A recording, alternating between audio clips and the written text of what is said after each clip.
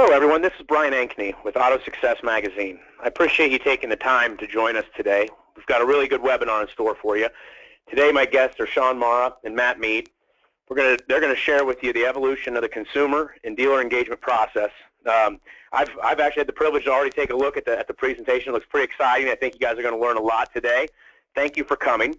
A few things I want to mention before we get started is, first, if you have any questions, please type them into the question that you'll see it on the right side on your little GoToWebinar bar on the right. There's a question area. Just type those in. We'll get to all those at the end. And just stick around. We'll get to every question at the end of the webinar. Also, there's a chat function on the right. You're all welcome to chat with each other as the webinar goes on. In addition to that, I'd like to invite you, if you haven't already, to join Auto Success Webinars. Auto Success Webinars is a group on Facebook. It's created in order for us to have a platform for our speakers and our attendees to interact after the webinars. A lot of times some of the ideas and some of the processes that are presented on these webinars are kind of complex. And so as you go to implement them within your own stores, should you come across something where you don't remember what they said, or maybe you need a little more clarity, or you just have a question or an idea you want to bounce off somebody who's done it before, please go to Auto Success Webinars, join the group, and you'll have an area that, and from there you can interact with our speakers. Also, if there's a topic that you have been dying to see on Auto Success Webinars and we haven't covered it, please reach out to myself through the group, through a message, through an email, give me a call, whatever. Please let me know. I mean, we're here to serve you and help you, learn to do your jobs better. First, I'd like to introduce Mead. Matt, are you with us? I'm here. Fantastic. And then also with us today is Sean Marra. Sean, you here? Hello. Yes, I am. Hello. Good afternoon. Well, great, Sean. If you'd like, go ahead and take it away, and let's get this webinar started. Excellent. Thanks for the great introduction, and thanks for having us, Auto Success. We're avid fans. So welcome, everybody out there in automotive and agency land. I know that today is a very busy Thursday, mid-month, a lot of things going on, and there's a lot of things you could be doing at your dealership or your agencies, cramming past deadlines and hitting numbers as we hit the hump of the month. So thank you for attending, and with that said, I'll be as efficient as I can in the delivery of a very important topic, and it's more than a topic, it's really this evolution of the consumer and the dealer engagement process that has transpired, and it's not even over the last 20 years as much as it is the last 10. But we are going to go a little bit back in history and take a little history lesson and kind of fast forward very quickly through time to show these sweeping changes and to put in context and perspective what has changed and why are we this data and this behavioral blur of what's happening out there, and that's simply because the evolution's happening right at our dealerships now. But let's go backwards real quick and talk about what was one of the first great sweeping changes in the automotive industry that relates to technology that changed both how consumers and dealers engage and communicate. Some of you have already answered it in your head, but the greatest paradigm shift of the 80s was the DMS. The second, right on heels of that came through the 90s was the CRM. The second great technological paradigm shift that changed the consumer path and the engagement path with dealers and how we communicate and how we ultimately end up in a deal with a customer, whether it's sales or service. Concurrently almost that happened was websites in the 2000s. And the reality is these great sweeping changes pushed from the factory and pushed down from the factory and up from the consumer had us, the dealers and the agencies, stuck right there in the middle. And we had to change and evolve very rapidly. And underneath of our noses right now, woven into the very DNA of everything we do, is this massive consumer engagement mismatch of all these different ways consumers engage. And the greatest change that's happening is called a behavioral marketing platform. That's the single greatest technological paradigm that's taking place, and it ties directly into the founding father, one of my great mentors in the advertising space, David Ogilvy, is that you're not advertising to a standing army, you're advertising to a moving parade.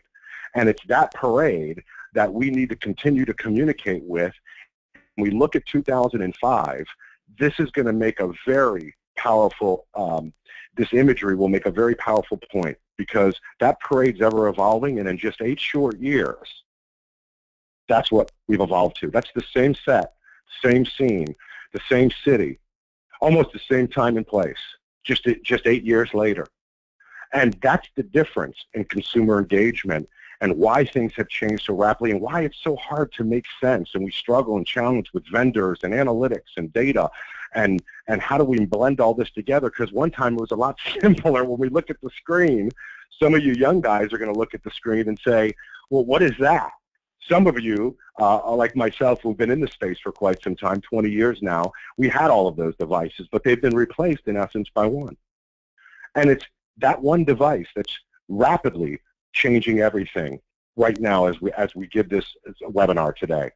The evolution of that process in pre-95, I was in the car business, and I got in the car business in Florida in the summer of 1989. It's probably why I ended up on the advertising and marketing side throughout the 90s. But the reality is there was a couple of ways to communicate, and those were the phone. And it was the phone and it was walk-ins. I mean, really, that's how we communicated with customers. And then 96 and 2000, we had the evolution of email, and that was a game changer, and the web like we talked about in the 2000s, and chat, which revolutionized our business and our websites and all these other ways that people were engaging with us in 2008, mobile, and 9, even to today, and 2010 plus is social engagement, and we're going to show where this is evolving. But the point is, in just 20 years, we've gone from 2 forms of communication and engagement to over 24 personal touch points on average. And we got to make sense of all this. Your agencies have to make sense of it. Your vendors have to make sense of it. Your employees, your managers. And that can be daunting.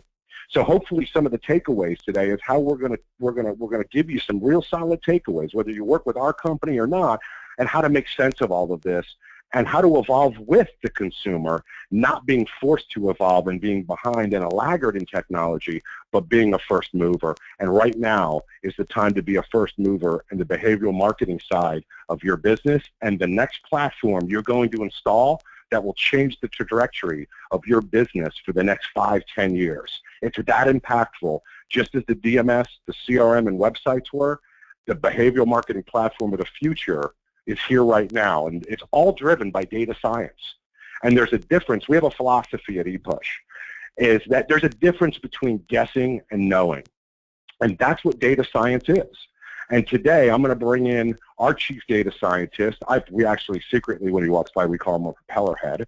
And you all have a propeller head working for you, most likely, or contracted. Well, Matt's not only our CTO and our president, but he's the chief scientist behind a lot of the things that we sell as a company and as a product and our platforms, and help architect this BMP for the future of the next 5 to 10 years. Now, Matt, being a propeller head, and he's on the phone, so I'm not saying that behind his back, but being a data scientist, being a technology guy, Matt thinks in zeros and ones. So you're going to see a lot of text, and we did this for a reason. Instead of giving you pretty pictures, the next few screens are going to be text-heavy, a no-no in PowerPoints, but a yes-yes when it comes to understanding all these words. So it doesn't sound like consultant speak, but it looks and sounds and things you can screenshot, you can write down, but importantly that we're going to put a lot of words on the screen. But once we make it for the first couple slides, we're going to hit some great momentum, some great takeaways, and you guys are going to be very excited about the education and the takeaways. It should be a mind expansion headache at the end, so get your Excedrin or your Tylenol already. I'd like to introduce on that note our chief propeller head, Matt Mead. Appreciate it, Sean. Thanks so much. So you're welcome. I'm going to get right into it. And as Sean mentioned, I'm a huge believer in data science. I'm a huge believer that the use of smart data sets can be the pivotal difference and the competitive edge for you at your dealership to dominate your entire marketplace. The difference between guessing who might be in market and knowing who's in market, and guessing how you should communicate with them and knowing how you should communicate with them are night and day. That's the competitive edge that you're going to be able to utilize as you go forward over the next couple of years. The first thing I want to do is I want to just kind of let's get rid of some myths that are out there about vendors. I think you have to start there in general. So there's a lot of vendors that will claim we own the data. Being a data scientist, being a data guy, I personally am of the mindset, and it's factually based, that no one owns the data. Data is an ever-evolving string of facts and statistics that are collected together for reference or analysis. It is very possible that people can own proprietary processes by which they take data and they utilize it and enhance it in order to come up with a specific data outcome, if you will, or scientific outcome for that matter, but no one actually owns it. Even here at ePush, we happen to own a massive data repository where we house and enhance over 2.7 billion pieces of consumer data, consumer and business data in I think it's a little over 18 countries now, actually. But again, that's just our core data set. This makes them proprietary to us because we house and enhance them, and it gives us exclusive visibility into the outcome of our enhancements and how that alters a data set based on the consumer's behavior and their shopping trends and their shopping patterns. But that doesn't mean that we own the data. We simply own the process by which we enhance it or quantify our data sets. And that's the same for every vendor.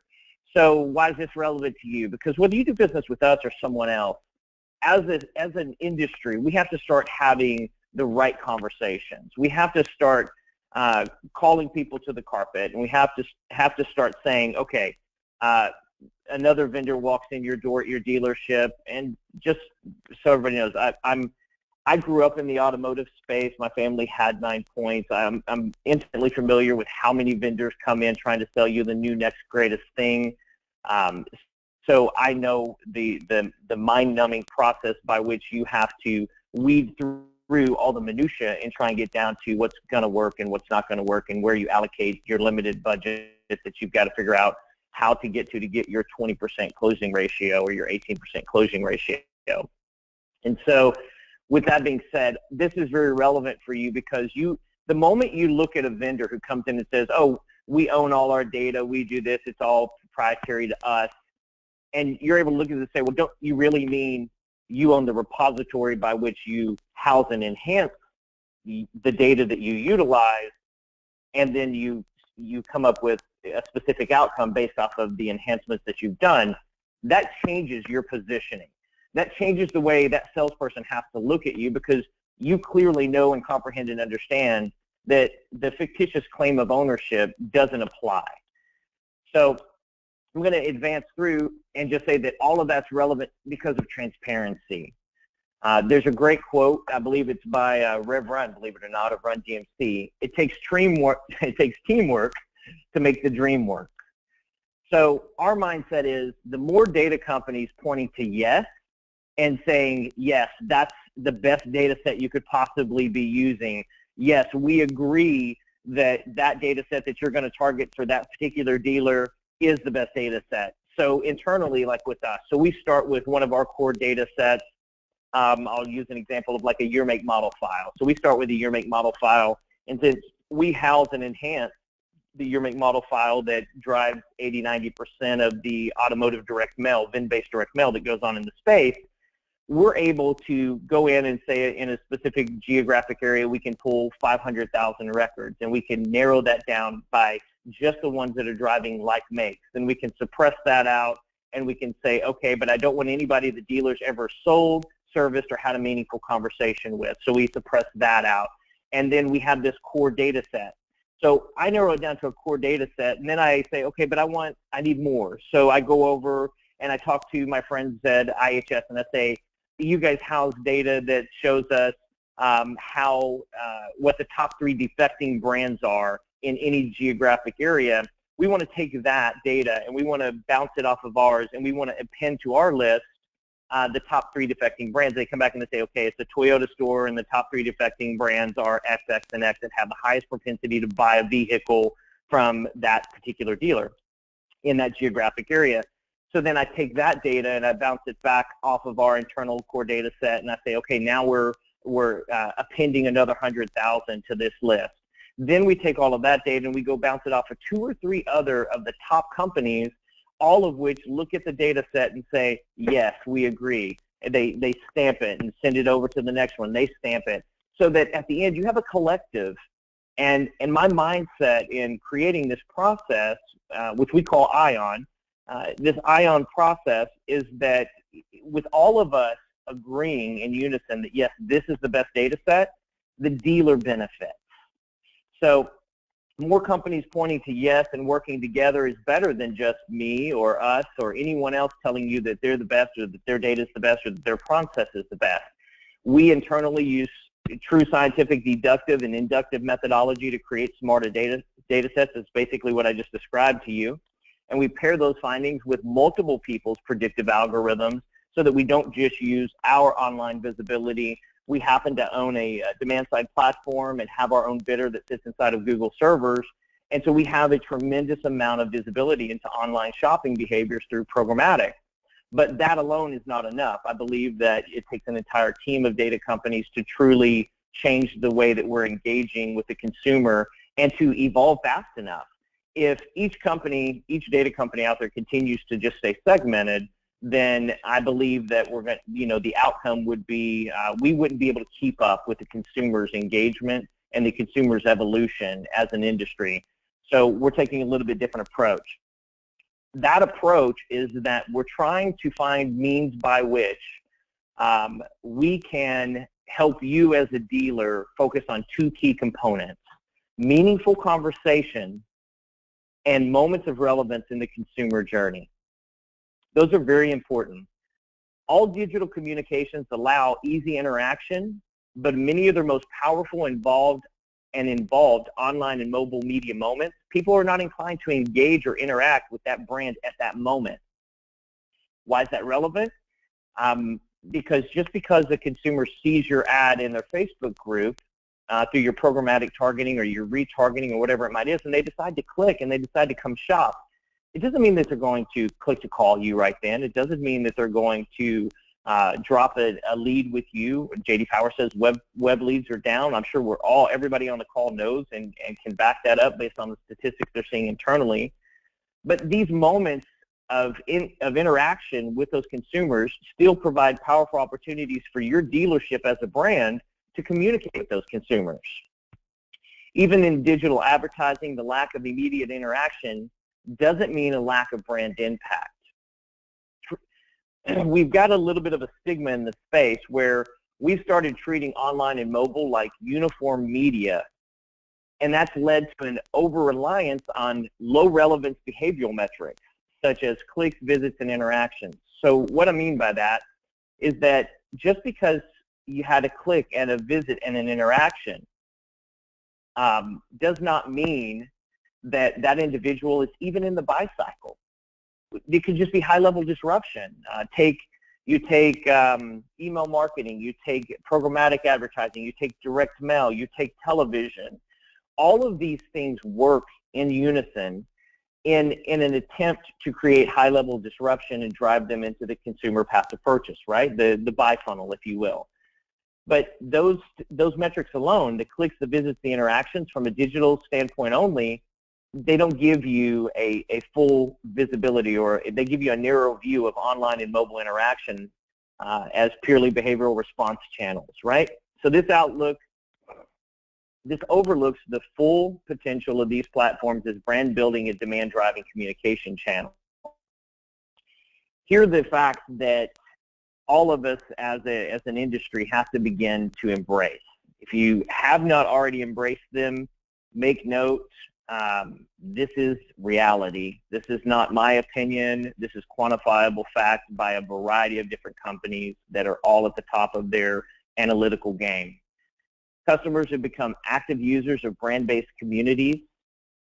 You need to be present and relevant through social media, through whatever means, whatever marketing methodologies you and your internet managers decide to use.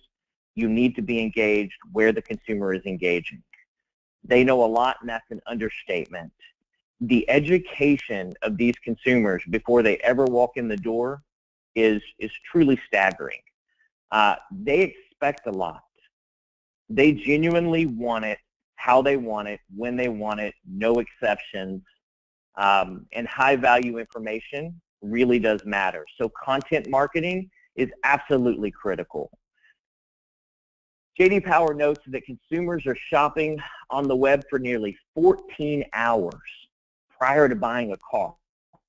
And they're being driven there by offline and traditional mass media influencers, meaning they're watching television and television is still working and driving them to a digital interaction. They're getting a direct mail piece and direct mail is still working to drive them to a digital interaction. They're seeing a social media feed, that's working. They're seeing a billboard, radio. I've heard so many vendors out there digital vendors specifically, that are out there trying to say, oh, it's all dead. You know, direct mail's dead. Billboards are dead. That's all a waste of money. Transfer everything to digital. I disagree. And my mindset and the mindset of a lot of other people that are analyzing this data is that it's all working in unison. I'll show you a couple more examples.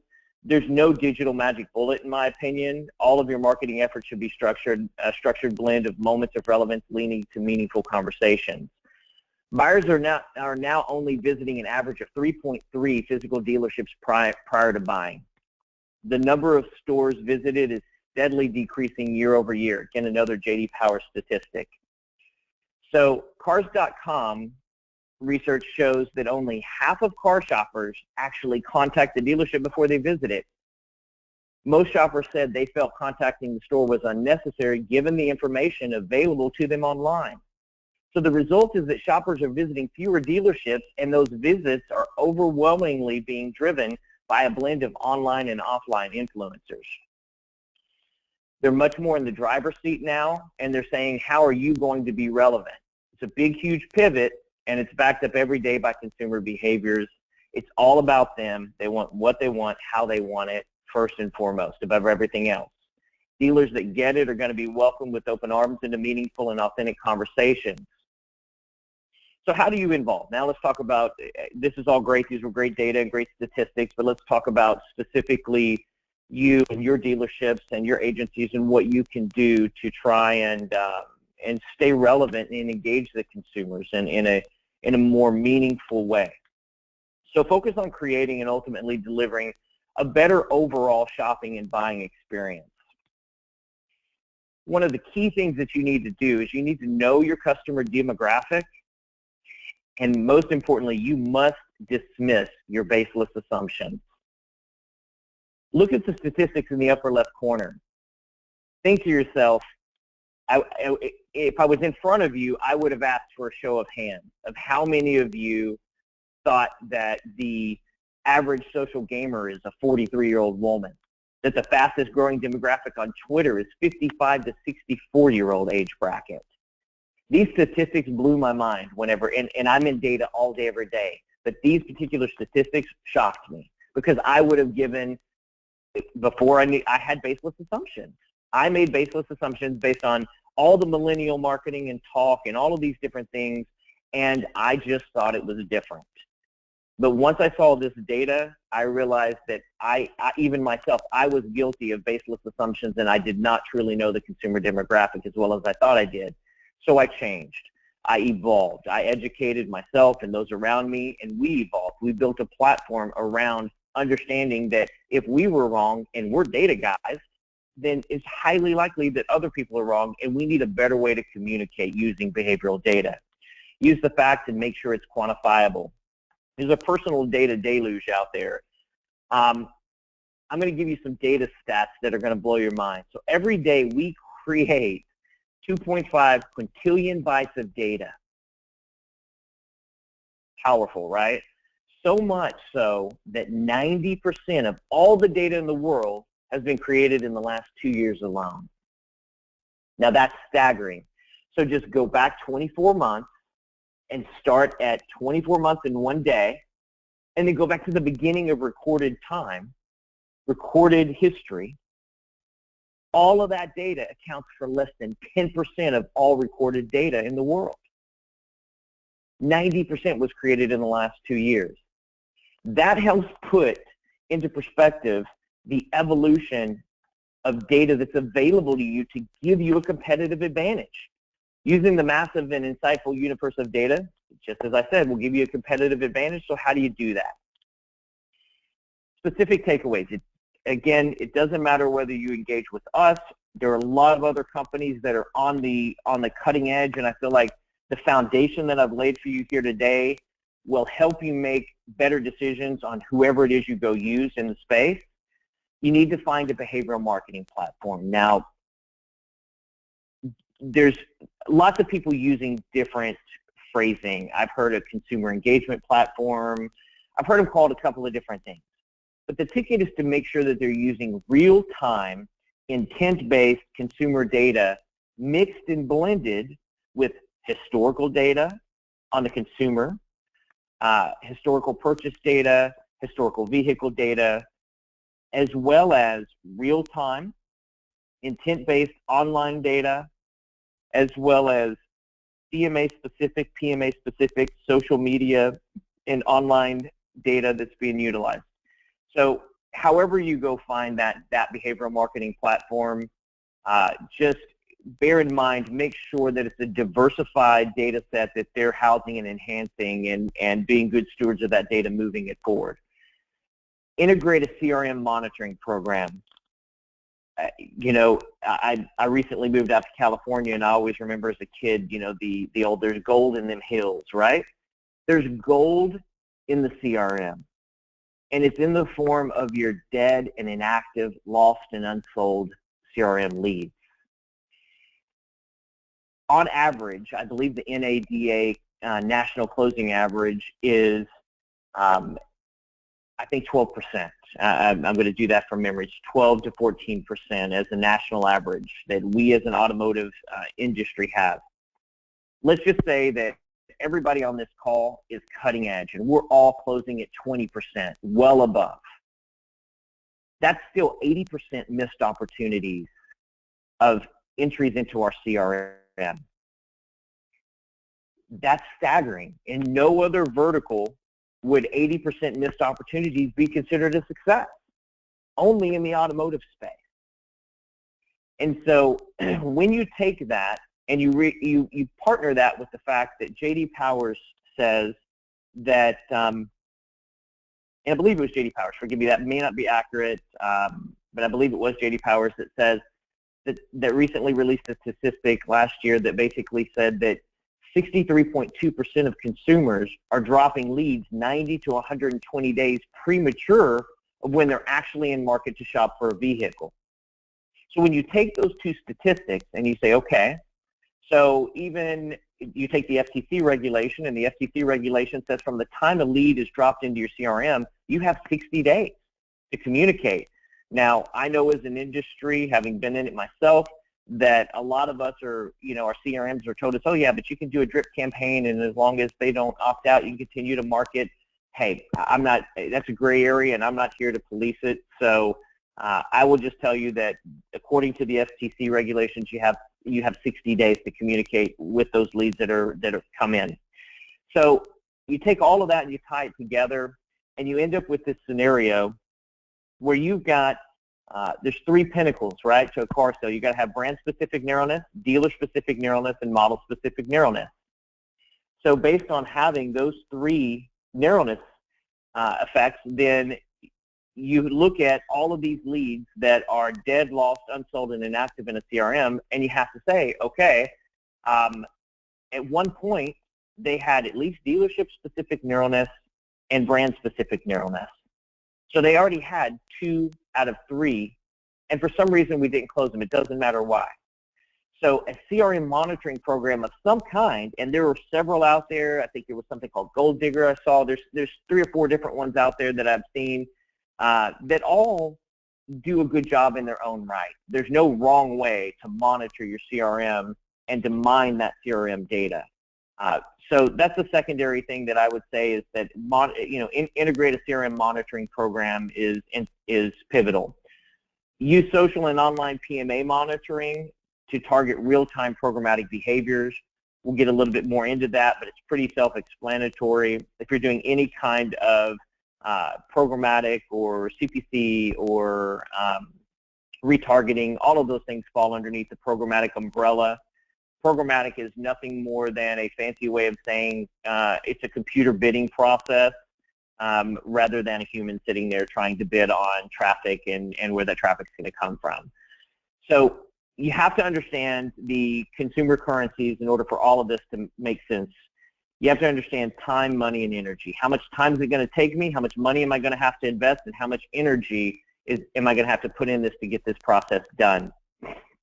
You also have to embrace and comprehend the evolution not just of the personal consumer engagement, but of the actual household consumer engagement. Understanding a smart home engagement. Here's some really fantastic statistics. So reference back in your mind to my previous statement about how it all works, offline, online, all of it, how it all works together. These are really great statistics that again, I had some baseless assumptions that TV was not relevant other than, creating high-level disruption. These statistics counter every one of my assumptions that I'd previously made.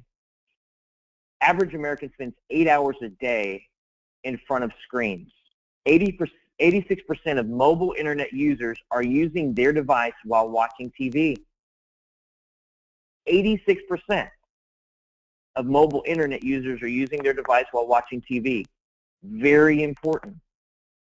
40% of all mobile searches occur while watching TV. 40% of total mobile searches occur while watching TV. That's a fantastic statistic to know. If you ever, as an internet manager, as a GM, as a GSM, as an agency, you ever trying to justify or explain why they need to continue to do their television, it's because of the correlation between television high-level disruption and instantaneous searches during that process.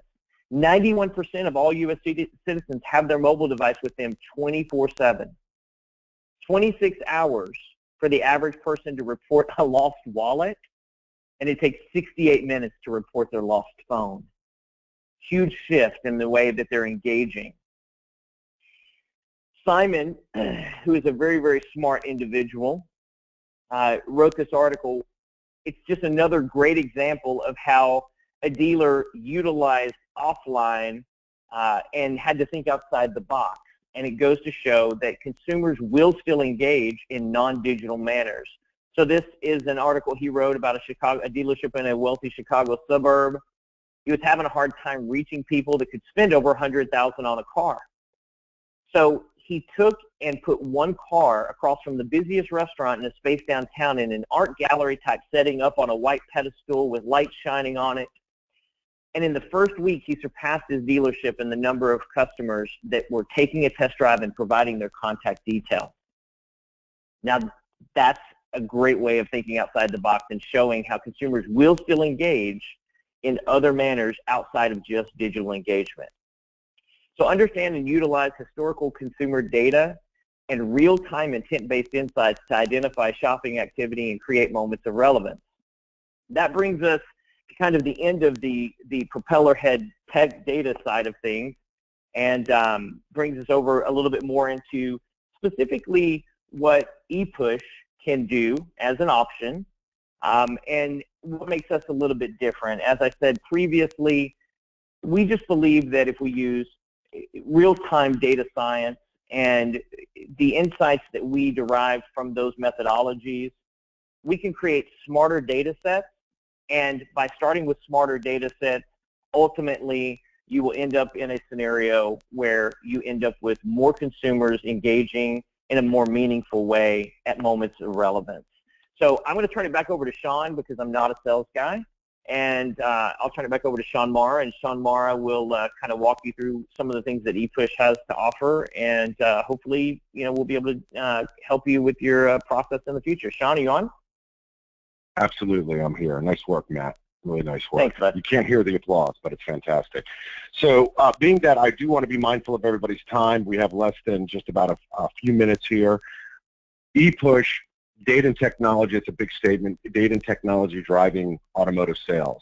Well, ultimately, it's our data and our technology coupled with our proprietary algorithms, as in the ION, which powers our behavioral marketing platform that we've developed over the last handful of years, that gives us this really unprecedented and unmatched visibility into live, real-time, intent-based consumer behaviors. And we use, like David Ogilvy in the beginning talked about a radar, or I talked about that a good advertising marketing needs to be working like a radar and constantly sweeping, looking for consumers. Well, it starts with programmatic targeting that allows us to do that and allows us to gain that insight and that visibility as a result of our algorithms that, yes, we developed internally, they're proprietary, but we also use, again, great data companies to help enhance and increase the efficacy of our data and our marketing and our mining and all the things that go along with it. And it starts with that, again, that programmatic. I know we moved quickly. Direct mail. If you can go back real quick, Matt, I apologize. I'm trying to move quickly. The email, the direct mail, and the live calls. It's very important. Again, it's not one size fits all. And it's about using these 4 channels to be able to work in 3 very distinctive segments. And we'll move on using the radar of those 4 channels, coupled with that transparency and that accountability that all your vendors should be able to deliver to you on a daily basis in real time. And it's one of the things that empower our company is that we precisely show in all of our efforts across our own proprietary KPIs that are represented there on the phone to the left with the little boxes, to our ROI reports that are a deep dive into heat mapping and product mix and cost per acquisition, to the actual hard numbers that come right out of the dealer's DMS as it relates to the sales match and the efficacy of the program. And all of this insights, these 4 channels that we use, focus in 3 very specific segments. That's conquesting new buyers, which is your competitor customers, which is the lifeblood of your organization, reanimating unsold prospects, and that's where Matt talked about in that CRM monitoring, taking those dead, those lost, those assets that are basically dead on your books, being able to turn those into treasure versus trash, and retaining your existing customers. And a good behavioral marketing platform should be able to tackle all 3 of these channels, or all 4 of these channels and all 3 of these segments, and fire on all 12s 24 hours a day, not just one drop this week and one every day, every minute of each day. And that's the key to success in building a behavioral marketing platform that takes your business into the next level and, more importantly, capitalize on the future today. So 3 main points to remember. Takeaway, find a real-time intent-based behavioral marketing platform. There's some good ones out there. We're not the only company in the country. We're definitely one of the pioneers and the innovator in the space, but some great companies out there. Integrate a CRM monitoring program. We were the first with speed to market in that space, and still really the only one that has a true reanimation product that takes that dead, that lost, that interactive data. But again, find a CRM monitoring program and start mining that dead, lost, that inactive CRM data. And then use social and online PMA monitoring, very important, to target real-time programmatic behaviors, because it's all about real-time. And again, you guys might have heard, AutoNation is focusing on all the leads that came in within 0 to 7 to 10 days. That's a huge opportunity for us. When they make an announcement, a digital dealer, that they're going to focus on all the leads, all of their dollars, all of their effort on the last 7 days, that leaves a huge amount of traffic and individuals that are out there for us to be able to interact with and take away from people that are only focusing on 0 to 7 days. Because we know they're dropping leads 120 days early because of the internet, because of all of these access points, because of watching TV and then getting sparked to do something. The age of the ADHD, it's here, and consumers are being pulled in a lot of directions. You've got to monitor them. There's no one program that's going to launch in 2 weeks that you bought today, you paid for today, and it's going to run in 3 weeks from today is going to be deadly accurate. Use smart data sets, and it will never leave you guessing. And hold your vendors accountable. The data doesn't lie, people do. So that concludes. I'm just a little over, maybe about a minute, so we thank you for your time, your attention, your engagement. Whether you do business with us or not, we're here to answer questions. We're here to consult. We'll go to the whiteboard with you, and we will take time, irrespective, again, if you're a customer or not. We want to work with you. We want to hear from you, and we want to help you, and we want to help you mastermind your own behavioral marketing platform and help you steer through the wilderness out there. Thanks for joining today. We appreciate your time, and we appreciate all your questions, and I'll turn it over to Brian now from Auto Success. All right. Thank you. I'll tell you, that was a great presentation. Everybody who's listening right now, if you would please, if you have some questions, look in the pane you have, the GoToWebinar pane on the right side of your screen.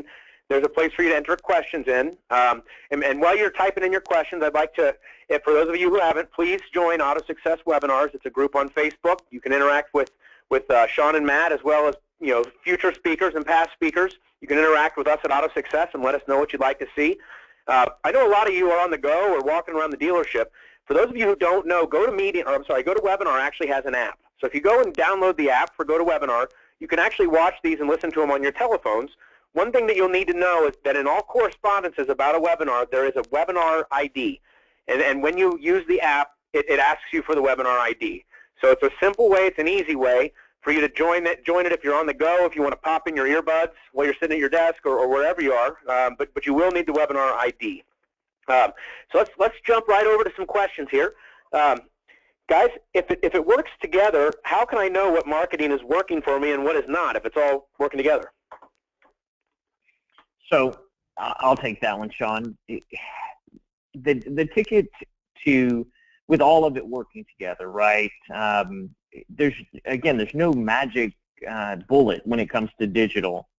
I think that a big part of trying to, that question is the ever elusive one, right? How do I connect the people that saw my billboard to the person that came in and bought a car? How do I connect the person that saw my TV commercial with the person that came in and bought a car? There's no right answer. You simply have to understand your consumer. You have to understand the consumer engagement process, and you have to look at the data.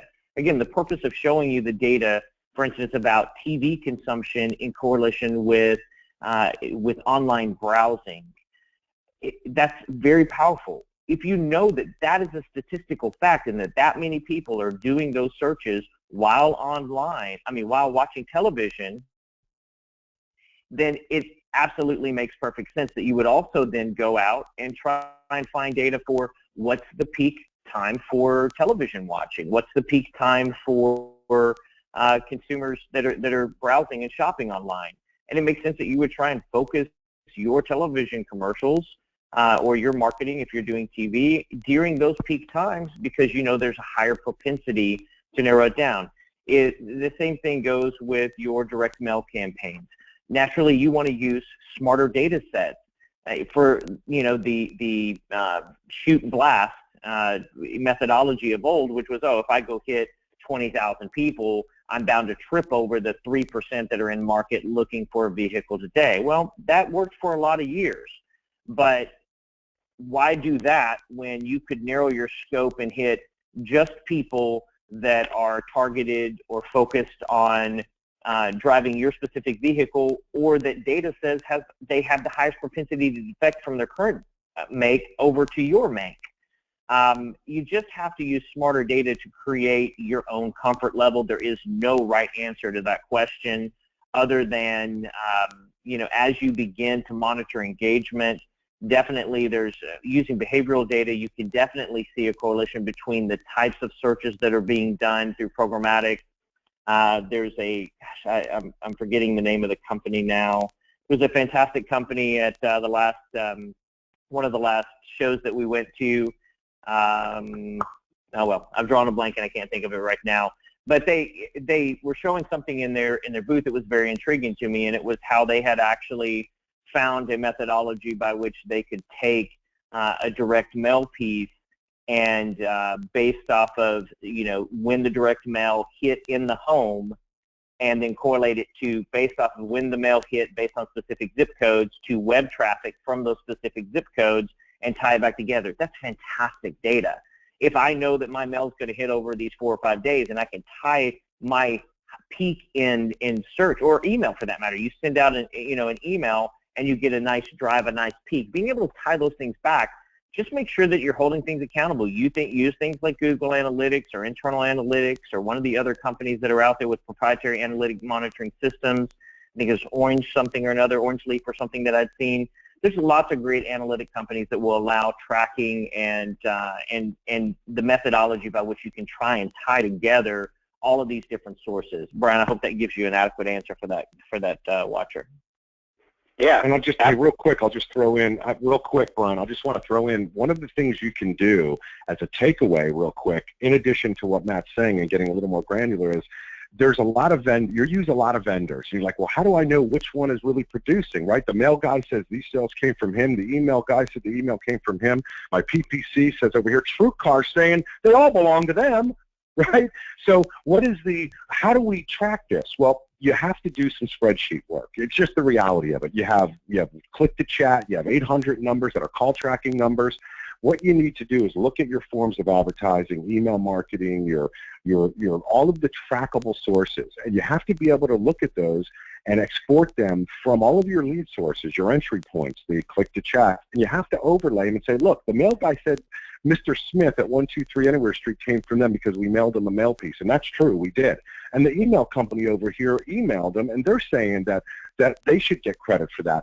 And I think that the challenge becomes is it's not about who gets credit for it. You, the dealer, gets credit for it because it hits your bottom line. It's a deal over the curb burning gas. And not all of these people can take credit and say emphatically or authoritatively, my email pushed them over the curb.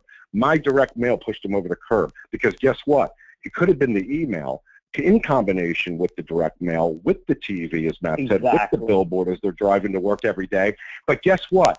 They logged on from their iPad from the restaurant they were eating lunch at because all of this stuff worked, and 2 weeks later, 3 weeks later, they said, you know what, let me check out that Hyundai of St. Augustine company. Let me go check them out. And then what do?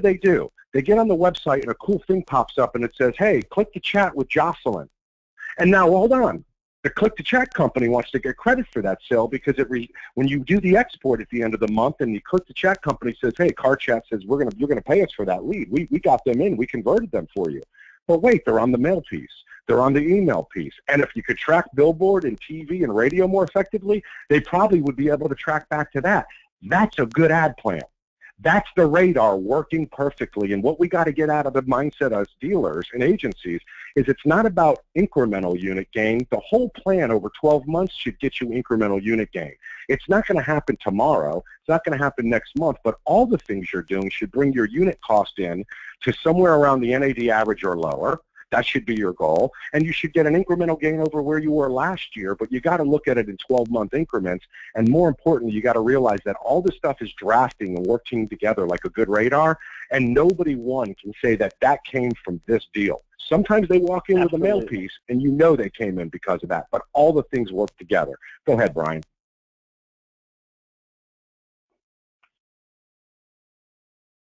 Hey, Brian, still there? Oh, sorry about that. Perfect. The next question is, where do you get the social media stats from, and can you get them by city or county? So I talked about utilizing social media and tying it in. It's not something internally that I'm working on something to tie into RBMP. I believe it's critical and very important. So we're working on something. I will tell you that if you're looking for the best methodology, go and search for companies that are utilizing what's called a social sniffer. A social sniffer, some people call them a social monitor, however you want to look at it, where they monitor 10, 12, 15 different social media networks for specific search strings, for specific comment strings, for specific data patterns. So it might be your dealership name, it might be a specific make that you sell, it might be a specific model that you sell. They're looking for things like, I'm going to test drive a new Hyundai Sonata, or whatever it might be, or a new Toyota Camry. There's lots of companies that offer things like that. None that I've found currently that met my needs for what we want to integrate. So I'm building something. But I will say that if you're looking specifically of where to go get that social media data, I'd be really surprised if your agency or your marketing company wasn't using something like Hootsuite to do some broadcasting and things like that, and they might have that data already. There's definitely sources out there if you just search for it and take a minute and research it. I definitely think you'll be able to find the good social media to interactions to tie in. There's some other companies out there that that kind of have some mobile engagement CRM type solutions. I met a young man at one of the recent shows as well. I think his thing's called Selly. It's a mobile CRM scenario, and he I know that he has a wealth of data that is coming in from some social interactions and things like that they're doing. So again, I would just encourage you. It's not a solution that from the social side that I'm prepared to speak on today. Sean, if you have anything to add from the social side, but I really think that the most effective tool that I've seen hands down is a social sniffing product where it's monitoring literally tens of millions of interactions on a daily basis, and getting those and kind of monitoring and filtering through all of that data and returning back, here's what people are saying, here's what people are talking about. Brian? All right, guys. Back to you. All right, everybody. Well, I'd like to thank everybody for taking the time to join us today. I'd like to thank Sean and Matt for taking the time to share all this wealth of information with us.